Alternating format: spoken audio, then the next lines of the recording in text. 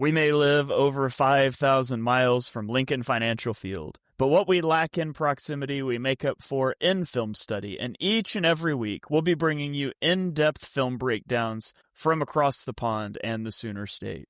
Welcome to On the Shane Page. I'm your host, Shane Haff, and you can follow me on Twitter at Shane Haff NFL. I am joined by BGN's own film guru, Jonny Page. Give him a follow on Twitter at JohnnyPage9. Johnny, how are you doing this evening? I'm good. We've already discussed this off air, but if it does sound like I'm under attack, I'm not tonight.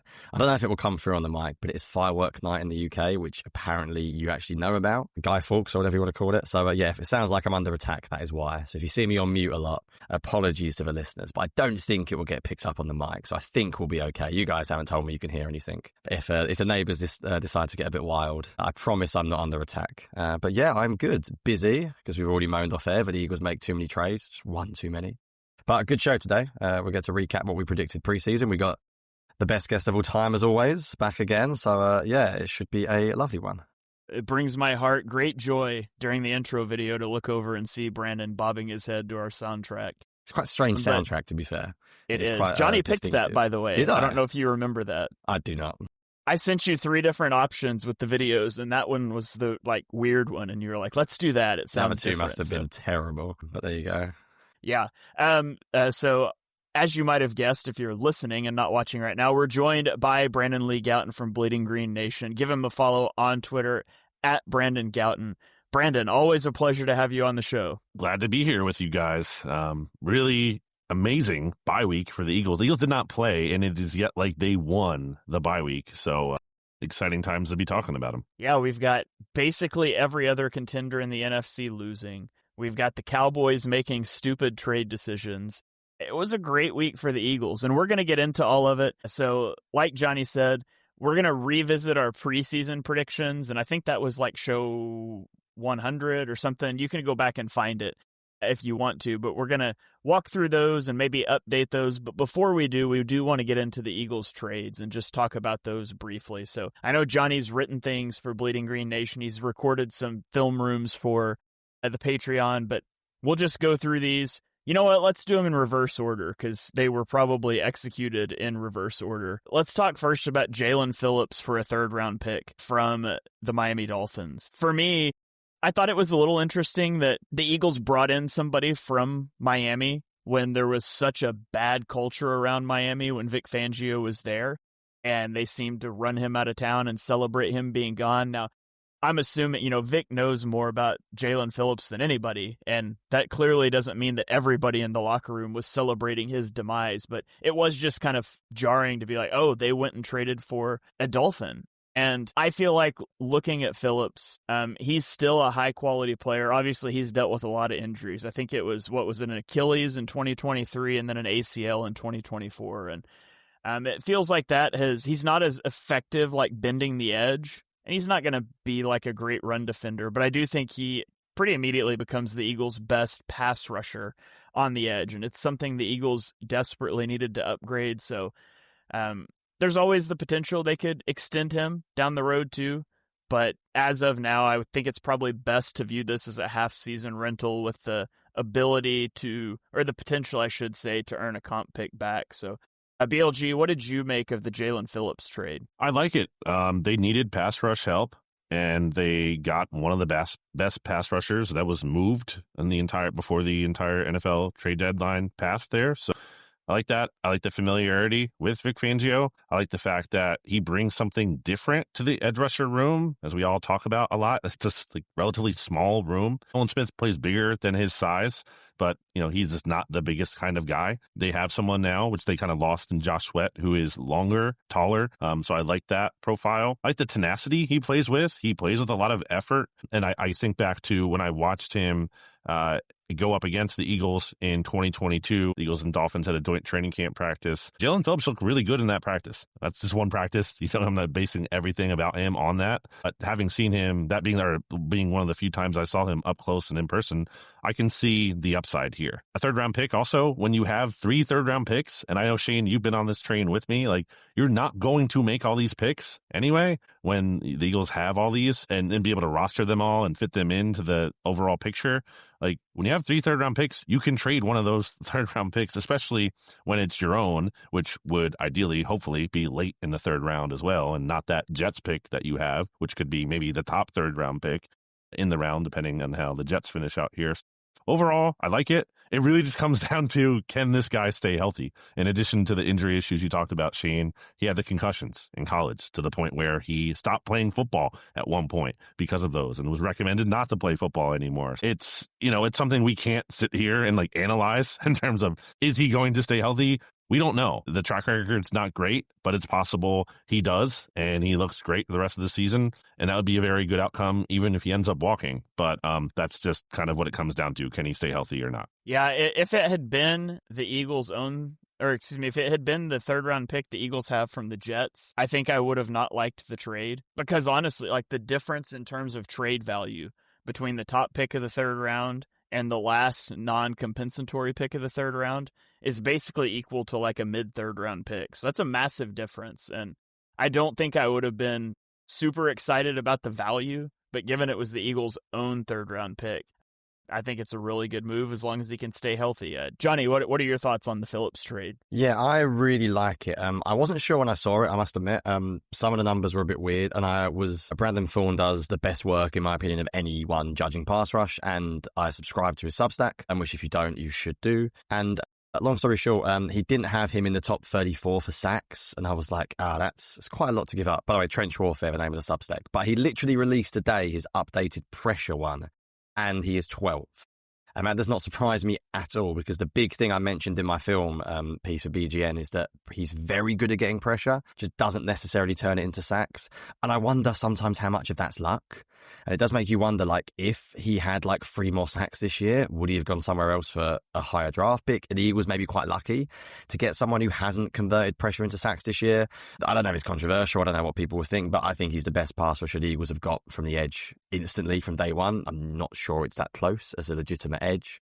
Like, in terms of physicality, in terms of athleticism, just the way he rushes the quarterback, he gets it. And I think he's a good fit for what Fangio does. Maybe, like, fit is a bit overrated, I think, when it comes to pass rushers. It's sort of like a lot of it's one-on-one. It's not really too much about scheme. But Fangio does run a lot of stunts. He does let his guys rush inside. He's willing to do that. Quite often you kick inside when they play their 5-man fronts, and Phillips can do that. So for me, I don't mind it. The third round doesn't bother me, like whether he stays, whether he goes. I don't think it's out of the equation he stays. It's funny, the reasons you mentioned about the issues with injury history and stuff, the medical gamble, that might work in the Eagles' favour. Sometimes those medical gambles are worth it. Like, everyone said Josh Sweat, medical gamble. He's playing really well. He's been excellent for the Arizona Cardinals this year, and I wonder how much the Eagles possibly couldn't have afforded him. But sometimes those injury risks can sort of go either way. I wouldn't be opposed if he plays well to keeping him. So that's the trade I like the most. I've always been of the opinion the Eagles need another pass rusher. I don't think it's good enough this year. I think the Giants game was really poor. Yes, Nolan Smith coming back is great. Nolan Smith is not an exceptionally good one-on-one pass rusher. Brandon Graham, we will see what role he plays. Could he be more of a locker room, 10 to 12 snaps a game? We'll find out. Wouldn't have minded one on the interior, but I sort of get it. If you hope Jalen Carter gets back to form after the week off, you've still got a Jomo who's playing really well, and Davis who can play a lot of snaps this year. So arguably, edge was the bigger need in terms of a pass rusher, because Ajomo's been their most productive pass rusher this year. So yeah, I'm a big fan of it. I think I made that pretty clear in the BGN article. I find it hard to believe he won't be good. I think the question is just sort of how much he plays and how good can he be. Speaking of Brandon Thorne, by the way, did you see that he ranked offensive line units through the first half of the season, and the Eagles were number 1? Yeah, I don't know how much I feel about that in terms of an Eagles step. I think even he admitted it. I think when he does it, he almost ranks it by like players. So I think in his mind, he's assuming Landon Dickerson is fully healthy. So, and if you assume he is healthy and you have all your 5 starters, I can see why he puts them number 1, like individually. And I also think offensive line is quite poor around the league as well. So if we looked at other teams, we'd probably not be too surprised. But so I'm it's assuming, a bit of a projection on his part. I would over assume the rest of the season. I would assume so. Okay. I would assume he is ranking it based on like name brands as well. And if you see Landon Dickerson start there, of course, you can sort of understand why. But he's not been Landon Dickerson this year. But I think he's almost projecting that he will be. And I might be wrong. I'd be surprised if he said the Eagles have been the best line this year. But maybe he did. Yeah. All right, well, let's go to the second trade.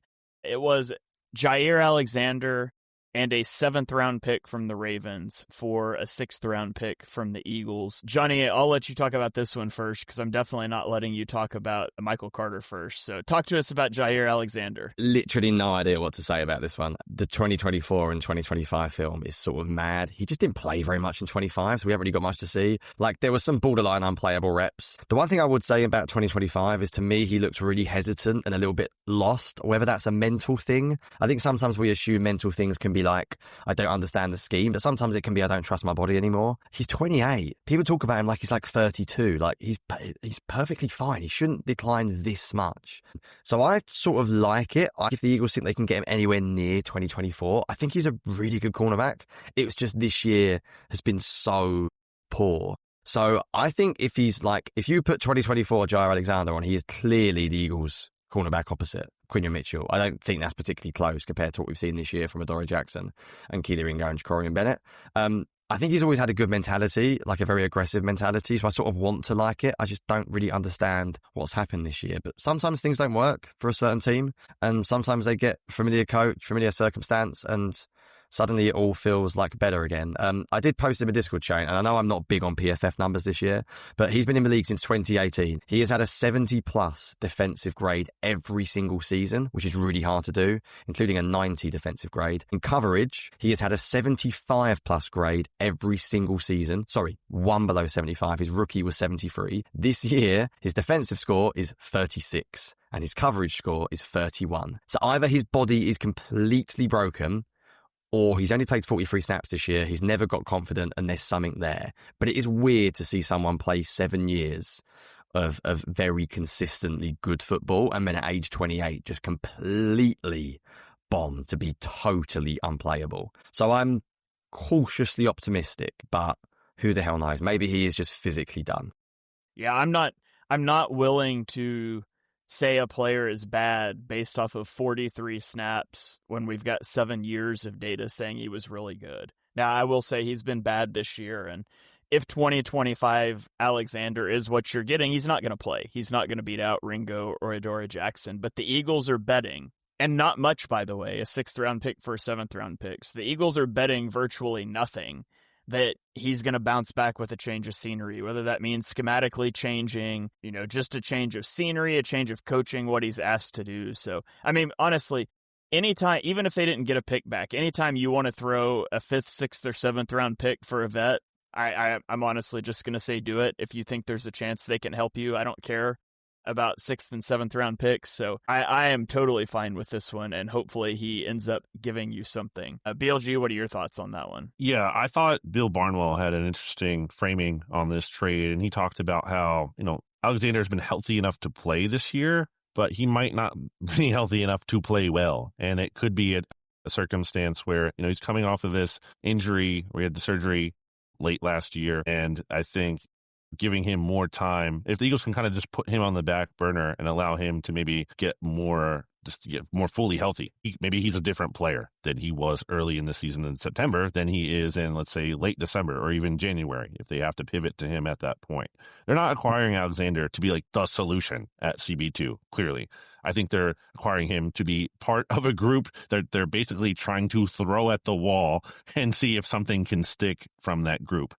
And if they have to pivot to him eventually, and maybe it works out, maybe it doesn't, because, you got him for so low of a cost for a reason. The fact that the Ravens, who are obviously a very generally smart team, are giving up on him isn't the best sign. I will say maybe that defensive coordinator doesn't know what he's doing. I think that's possible. And the fact that, at least I certainly feel better about the Eagles defensive coordinator, and he might know a lot more about what he's doing, as might Christian Parker, who Alexander previously worked with in Green Bay. I was reading through that Athletic article. It's actually about Christian Parker's time in Denver and working with Justin Simmons, but there's a nugget in there about how he used to work with Alexander and scouting all the wide receiver matchups that they would face going into a game and how they work together. So it's worth a shot. It's a flyer. It is more likely to not work out than it is likely to work out. But there was no point of just sitting on your hands, considering we all know cornerback 2 is a weakness for this team. And the fact that they have another option there, or just depth. If they have even more injuries there,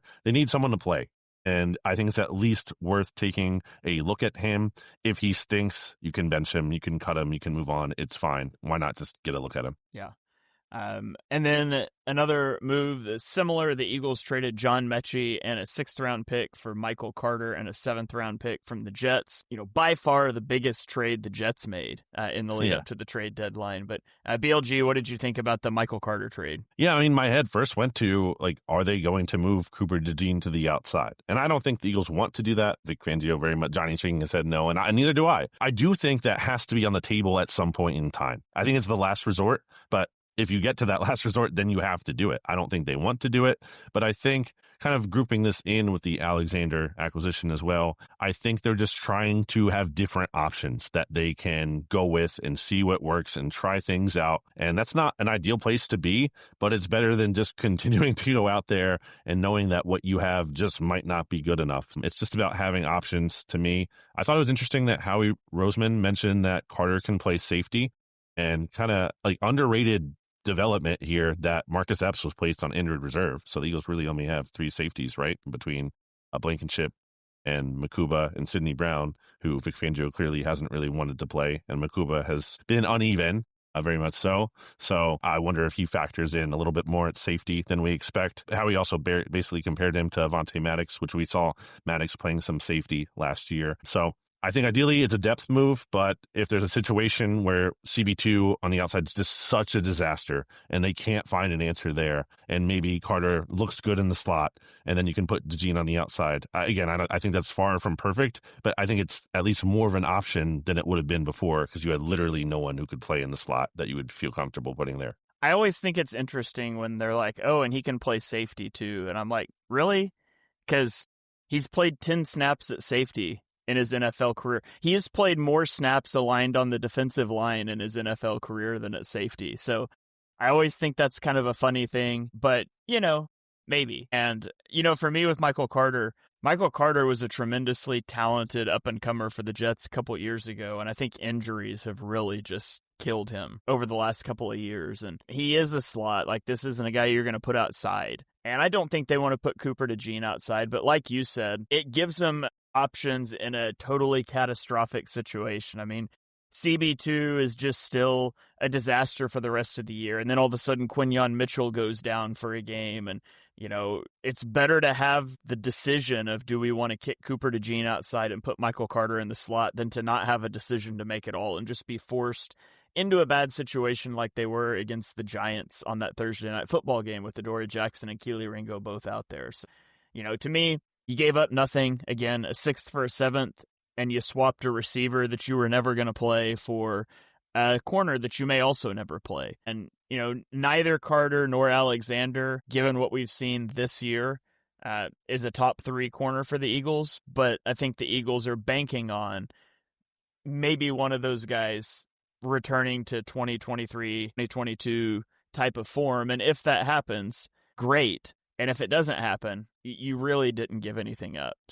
I really liked all of these moves. I don't think either of the corner moves is probably going to have an impact, but I still like it because it's throwing a dart at the board. And I think that 6th round pick is a dart that is more likely to hit on a Jair Alexander or a Michael Carter than a whoever the Eagles would have drafted next May. So, all right. Do we need to hear Johnny's negativity, or should we just skip past that? There's not negativity. My opinion. Just don't move DeJean, man. Fair enough. The difference between him and Alexander, I was going to say, by the way, is Alexander was good for 7 years. Michael Carter was good for basically 2. And the last 2 years, he's been bad. And unlike Jair Alexander, he's played. So he's been bad this year and played 88 snaps, and he wasn't particularly good last year, and he played 190 coverage snaps as well. So the difference is he's played and not been very good. I struggle to see where he'd I don't know, could you not play Mac McWilliams in the slot and trial that rather than give up a pick if you had to? Maybe he's better than that, and we'll see. I just didn't particularly see there was much there unless you go back to 2023. People can call me a hypocrite because I just said Jair Alexander's bad this year, but at least he's been good for consistency a long period of time, whereas Carter hasn't.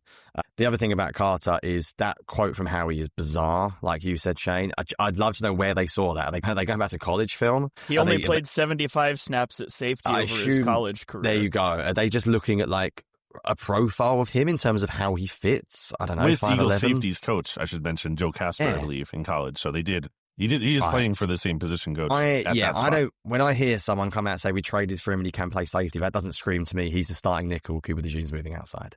That screams to me this is an option that maybe you play a certain game, a certain week, and you decide that we need DeJean outside more this game. I don't know, you play the Bengals and Chase and Higgins lining up outside all the time and you think, right, we got to do something to help this out. Maybe that's it, but yeah, it's a little bit of a weird one. I'd like to know how these moves work in isolation. Like, I'd love to know whether they thought they could get Alexander when they got Carter. Would they have made the Carter trade if Alexander trade was done first? I'd be interested to know how it went down. Yeah. You mentioned playing the Bengals. Fortunately, that's not going to be on the radar in the future for the Eagles, because it'd be a shame though. The Bengals defense just gives up 500 yards and 40 points every week, and they can't win a football game.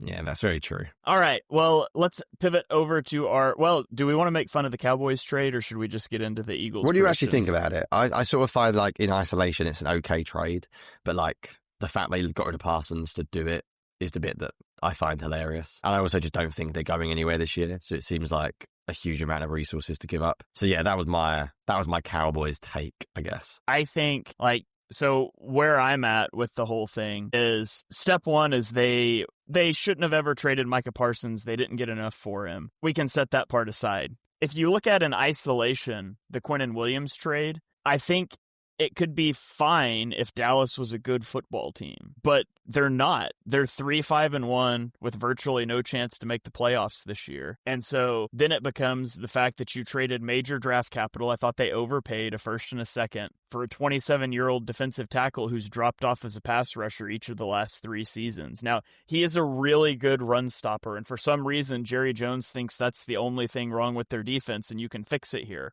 Just, to me, and of course, they haven't drafted well in recent years, but I'd rather take those. If we're punting this season, which I think you're punting this season, maybe don't sink a first and a second round pick into a defensive tackle that'll be 28 next year. Instead, sink it into the draft. That's what I would have done. Not to mention the fact that, like, their cap hit for Quinnen Williams over the next 2 years is more than Parsons' cap hit against the Packers, so they're paying Williams more than they would have paid Parsons.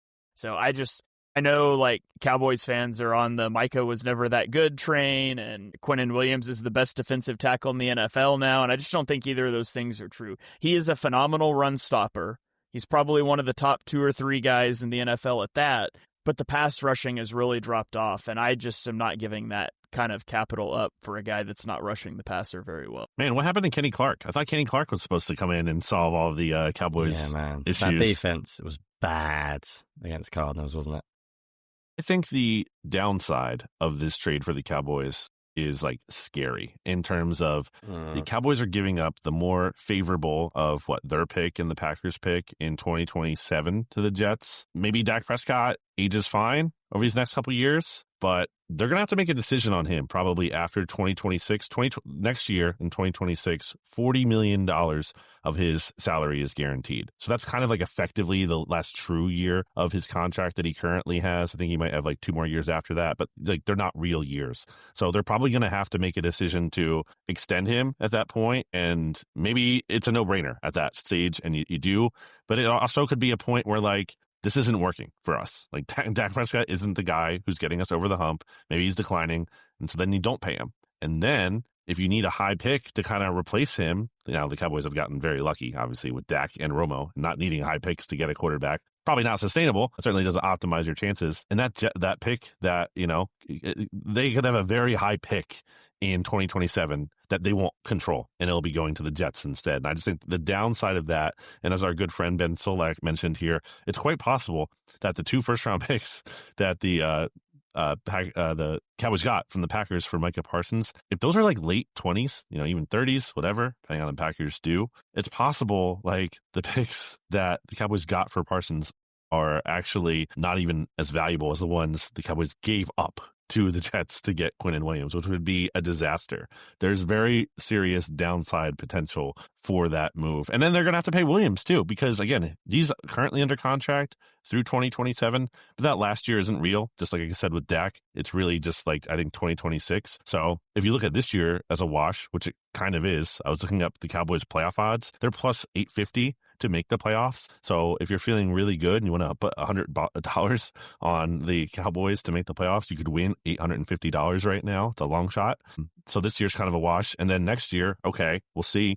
But at that point, you're going to have to decide whether to extend him or not. And they don't have a history of paying people, which is how we got here in the first place with Micah Parsons. So I just think it has a lot of downside. Yeah, that plus 850, the implied odds is like 10% chance that they would make the playoffs this year. So yeah, I did not like this trade for the Cowboys. I did, however, discover that Cowboys fans still exist on Twitter. I actually thought they had all left. They kind of stopped chirping after becoming the first team to ever lose to a 7 seed in the playoffs 2 years ago. That's the last time I heard from Cowboys fans until yesterday. So they do exist in the wild still. So congratulations. This is when we need the BLG and RJ. I just did one back with him in the day. Good. I'll check it out. on the Bleeding Green YouTube channel, so check that out. Even better. This is the days we need it, with the Cowboys sucking and Washington sucking, and the NFC mixtape is that's right. It was badly needed this time. It's all going well for the Eagles this year in the NFC East, to be fair.